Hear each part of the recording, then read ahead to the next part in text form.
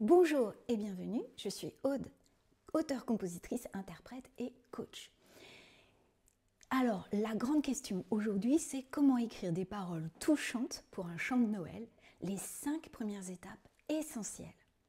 Pourquoi est-ce que je suis tellement touchée par cela? Eh bien, quand nous étions enfants, ma sœur, mon frère et moi, on avait également envie d'offrir des cadeaux à nos parents. Bien sûr, au moment où nous savions tous que le Père Noël, eh bien, parfois revêt les habits de notre maman ou de notre père. Voilà. Et comme nous n'avions pas vraiment beaucoup d'argent de poche, eh bien, on créait des petits spectacles. Souvent à la dernière minute, je vous avoue, le jour même du réveillon, avant le repas en famille. Ou alors on chantait des chansons. Et encore aujourd'hui, malgré notre beaucoup plus grand âge, eh bien on met de la musique, on danse. Et j'adore une chanson de la compagnie créole, oui, je l'avoue. Noël, joyeux Noël, bon baiser de Fort-de-France. Et bien souvent, les années où j'avais un peu moins de revenus, eh bien j'écrivais des chansons à offrir en portrait ou des chansons de Noël.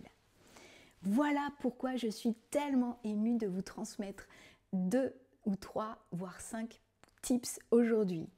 Alors, pourquoi, avant tout, est-ce que c'est un super cadeau, un chant de Noël? Eh bien, ça crée du lien familial, parce que vous pouvez également décider de faire un atelier en famille avant le jour de Noël et d'écrire les paroles ensemble, par exemple. 2, inventer une tradition familiale unique. Peut-être vous n'y avez, c'est peut-être pas encore un truc chez vous en famille. Peut-être vous faites bien d'autres choses en tradition familiale, mais vous pourriez en créer une nouvelle. 3, ça stimule la créativité. Encore une fois, la vôtre quand vous allez vous mettre à l'œuvre, mais peut-être celle de plusieurs, des adultes comme des enfants, si vous décidez de faire tout cela ensemble. 4, ça laisse un héritage précieux. Parce qu'une chanson, eh bien, vous pouvez l'apprendre à vos enfants, quand vous serez grands-parents, l'apprendre aux petits-enfants, etc., etc., etc. Et puis, cela ravive des souvenirs précieux. Pour écrire, eh bien, on va faire référence à notre mémoire, ou alors nous projeter dans un Noël rêvé, bien entendu. 6, ça encourage l'écoute et le partage. Si vous ne faites pas un atelier pour écrire ensemble, peut-être vous pouvez décider quelques jours précédant Noël ou le jour même, prendre du temps pour l'apprendre et vous allez voir, c'est de grandes rigolades assurées. 7, eh bien ça ajoute une touche personnelle à votre Noël puisque personne d'autre au monde n'aura le même chant. Et 8, cela immortalise l'instant. Pourquoi? Parce qu'une chanson, contrairement à une guitare ou n'importe quel autre objet tangible, même une peinture faite par un artiste peintre, qui perd de ses couleurs, qui perd de sa lumière au bout de, oui, plutôt on va parler en termes de siècles, mais en tout cas ce n'est pas pérenne. Une chanson, tant qu'elle se transmet dans la famille, eh bien elle est immortelle. Alors allons-y pour la première étape essentielle pour écrire des paroles touchante pour votre chant de Noël. Eh bien, je vous propose simplement de faire des interviews des adultes et des enfants, s'il y a déjà des enfants dans votre famille. Alors, bien sûr, il y a des petites questions à se poser avant et peut-être à préparer cette interview.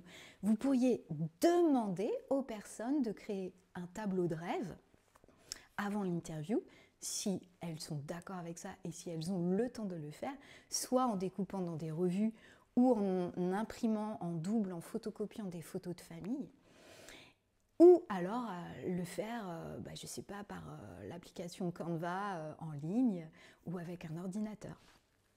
Et quel type de questions vous pourriez poser aux adultes de la famille? Eh bien, quel est ton Noël, ton souvenir de Noël le plus marquant?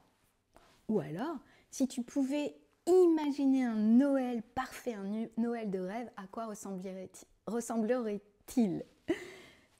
Aussi, quelle odeur, quel goût, quelle saveur te font penser à Noël?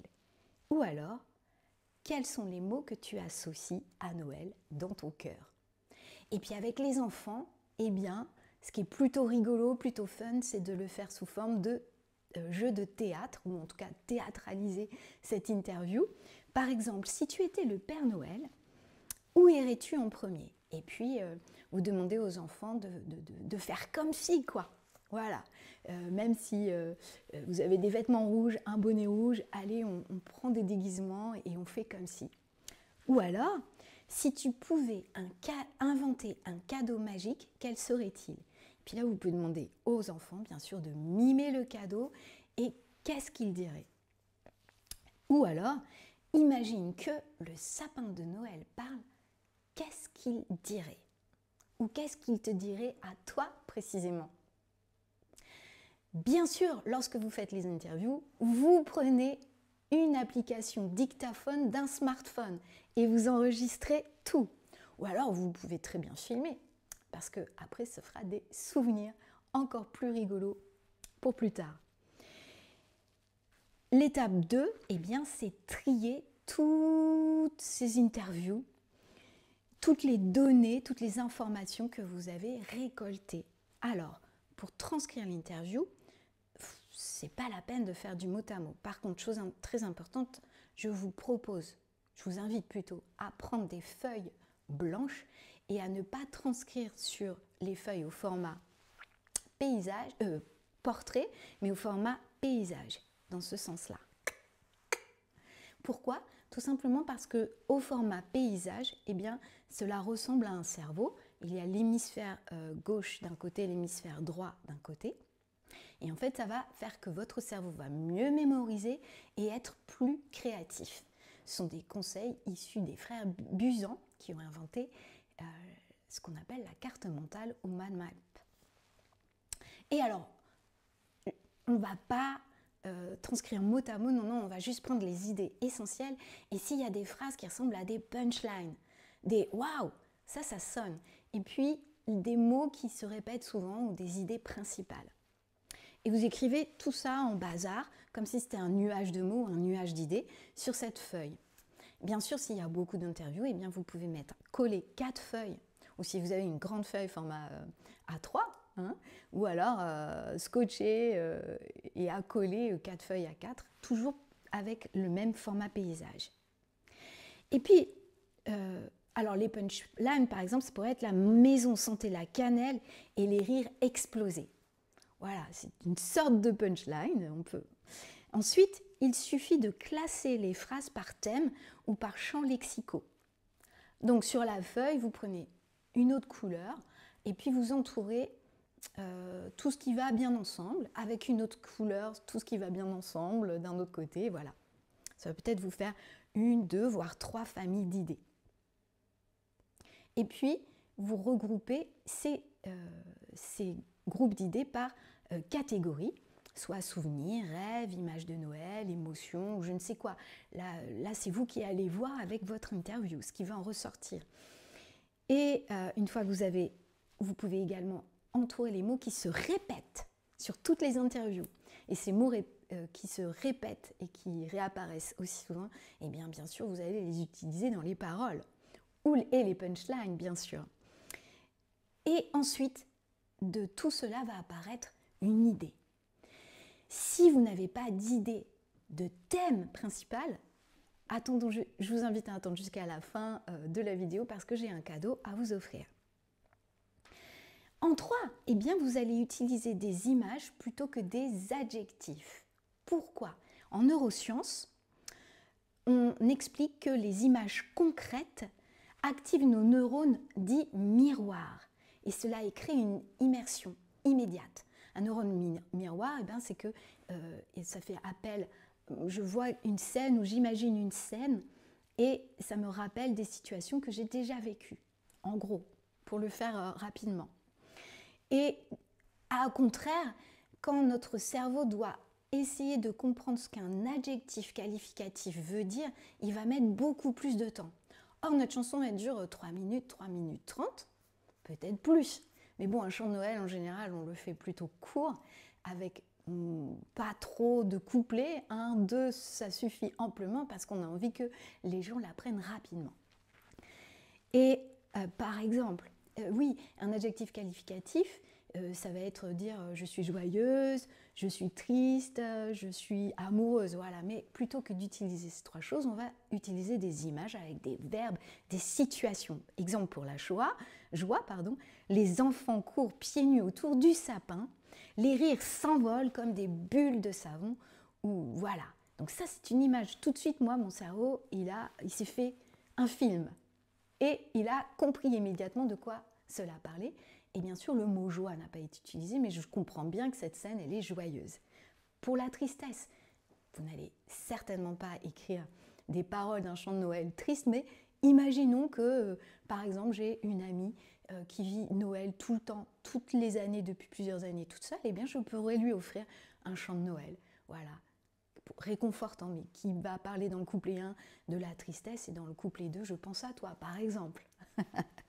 La tristesse, les guirlandes scintillent dans la maison vide et la tasse de chocolat reste intacte sur la table. Voilà. Et pour l'amour, deux mains se croisent sous la lumière des bougies, tandis qu'un feu crépite dans l'âtre. Bon, là, on parle de l'amour éros, pas de l'amour philia. Donc ces phrases vibrantes, elles captivent immédiatement l'auditeur. Il va comprendre tout de suite, en ligne droite. En 4, trouver un titre percutant. Oui, je vous invite plutôt à reprendre tout dans l'ordre, vos 4 feuilles ou votre feuille unique au format paysage. Vous allez tout mettre au propre, les champs lexicaux, les familles, les idées, les mots qui se sont répétés plein de fois. Je remets tout ça au propre et là, eh bien je regarde, ou je vais me balader. Je fais une pause et mon cerveau va infuser tout cela. Et puis après, je reviens devant ces choses mises au propre et puis je vais voir, là, il y a une idée principale. Cette idée principale, j'en fais un titre. Et qu'est-ce que c'est un titre percutant? Alors, je vous propose 2 approches. Soit associer des mots qui habituellement ne vont pas ensemble. Exemple, Noël d'étoiles et de cendres. Voilà, ah oui, étoiles, cendres, voilà, ça n'a pas à voir grand-chose, mais c'est suffisamment bizarre pour que je m'en rappelle facilement. Ou alors, complètement à l'opposé, pour avoir un titre mémorable, on peut également faire un titre très long. Ce qui va demander au cerveau de prendre le temps de l'apprendre, mais une fois qu'il l'a appris, il s'en rappellera à vie. Exemple, là où les flocons rencontrent le silence. Voilà. Et puis bien sûr, je vous invite à utiliser ce titre comme un refrain répété pour renforcer la mémoire. Et parce que, on le sait, le titre est souvent dans le refrain. Alors, il est dans le refrain de plusieurs manières. Soit il est répété dès la première vers du refrain, ou alors, parfois, on a un refrain assez long et le titre apparaît au dernier vers de ce refrain. Voilà, pour un chant de Noël, l'idée, c'est quand même que je puisse l'apprendre facilement, rapidement à mes proches pour qu'on puisse le chanter ensemble. Ou alors, je peux très bien dire, je l'interprète seul le jour de Noël, mais j'offre les paroles et puis j'enregistre un audio et puis les gens pourront le rappeler parce qu'ils sont un peu intimidés pour chanter en famille. Mais à nous d'être suffisamment convaincants, pédagogues et joyeux pour donner et enthousiastes pour donner envie à nos proches de l'apprendre. Et ensuite, 5, eh bien, c'est extrêmement important d'écrire des paroles accessibles pour tous. Des petits bouts de chou de 5 ans jusqu'aux grands-parents plus âgés dont je tairai l'âge. Mais par coquetterie peut-être. En tout cas, voilà. Il est important de se dire, est-ce qu'un enfant de 7 ans pourrait apprendre les paroles facilement? Et voilà, si je me mets dans la tête d'un enfant, j'ai tout gagné. Et bien sûr, d'où l'intérêt d'interviewer également les enfants parce qu'eux vont utiliser des mots et des phrases extrêmement simples, extrêmement percutantes. Alors, je vous ai dit que j'avais un cadeau à vous offrir. Eh bien, j'ai créé pour vous, j'ai un guide avec 44 idées de thèmes complètement différents, avec des familles de thèmes différents. Et puis quelques idées à la fin de ces 44 thèmes pour mettre en pratique l'écriture. Alors pour télécharger le guide, c'est simple, il suffit de voir dans la description et de cliquer sur le lien. Et si jamais cela vous dit d'aller plus loin parce que vous vous dites « Ah, je me sens un peu tout seul pour aller jusqu'au bout » parce que là, bien sûr, il y a plein d'autres choses importantes, plein d'autres étapes pour écrire des paroles, eh bien, j'ai créé une masterclass enregistrée avec plein de bonus pour se sentir confiant pour l'apprendre aux gens, pour développer notre créativité et un guide complet. Eh bien, c'est simple, il suffit simplement de cliquer sur le lien.